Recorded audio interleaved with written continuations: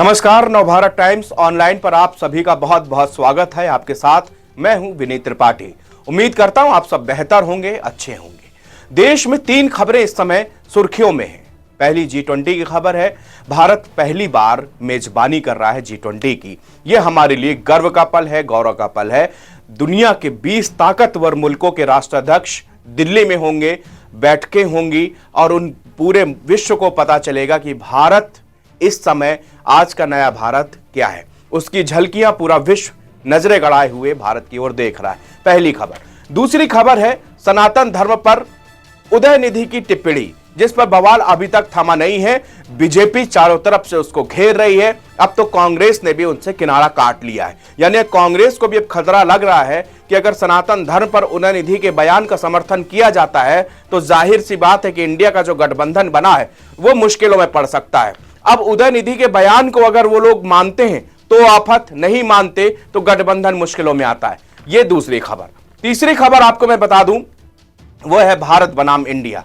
दोनों के नामों को लेकर जो जद्दोजहद शुरू हुई है, जो ये बहस शुरू हुई है, वो भी अभी थमती हुई नजर नहीं आ रही। इसको लेकर अलग अलग नेता अलग अलग बयान दे रहे हैं। अलग अलग लोग सोशल मीडिया में तमाम तरीके की बात कर रहा है। कोई इंडिया का पैरोकार है तो कोई भारत को, भारतीय संस्कृति को लेकर, कोई हिंदुस्तान कह रहा है। तमाम तरीके की अभिव्यक्तियां आ रही हैं। लेकिन इसके अलावा मराठा आरक्षण आंदोलन, मैं इसकी चर्चा आपके सामने कर रहा हूं। वो ये इसलिए कर रहा हूं क्योंकि 1 सितंबर को पुलिस ने जिस तरह से बेरहमी से उन आंदोलनकारियों को पीटा था, वो तस्वीरें देश भर ने देखी थी। लेकिन वो आंदोलन है क्या? कब से चल रहा था वो आंदोलन? आखिरकार उस आंदोलन को लीड कौन कर रहा था? ये तमाम सवाल है। और मैं आपको एक बता दूं कि मनोज जारंगी के बारे में जब आप जानेंगे तो आपको भी लगेगा कि जिस इंसान ने मराठा आरक्षण, मराठा हक के लिए अपनी पैतृक जमीन तक को बेच दिया और उससे जो पैसा मिला उससे उसने प्रदर्शन और आंदोलन को मजबूत किया। 29 अगस्त की बात ही, मराठा आंदोलन जो नया अभी की बात कर रहा हूं, वैसे तो इसका इतिहास दशकों पुराना है। यह भी आपको बताता चलूं पहले से ही कि 2018 में सरकार 13% आरक्षण मराठाओं को दे भी चुकी थी, लेकिन सुप्रीम कोर्ट ने इस आरक्षण पर रोक लगा दी गई थी। अब मराठा जो दोबारा अभी आरक्षण की बात सामने आ रही है वो ये है, 29 अगस्त को महाराष्ट्र के जालना जिले में तमाम प्रदर्शनकारी इकट्ठा होते हैं।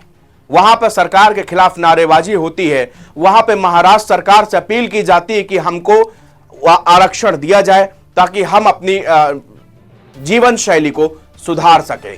ऐसी तमाम आंकड़े और रिपोर्ट सामने आए हैं जो बताते हैं कि महाराष्ट्र में मराठियों की जो समुदाय है उनकी स्थिति अभी तक सुधरी नहीं है। अभी भी उनकी जीवन शैली में गरीबी, भूखमरी, अशिक्षा पर्याप्त मात्रा में व्याप्त है। उससे निकलने के लिए वो लगातार मांग करते हैं कि हमको सरकारी नौकरियों में, पढ़ाई संस्थानों में उनको बराबर से जो हक है वो आरक्षण मिलना चाहिए। अब इसकी लड़ाई दशकों पुरानी है, लेकिन यह भी जो इस बार लड़ाई है वो 29 अगस्त को शुरू होती है।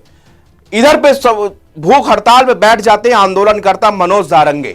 मनोज जारंगे जब भूख हड़ताल पे बैठते हैं तो 1 सितंबर को उनकी हालत बहुत ज्यादा बिगड़ जाती है। उनके साथ साथ सैकड़ों और हजारों कार्यकर्ता उस गांव में अनशन और प्रदर्शन कर रहे होते हैं।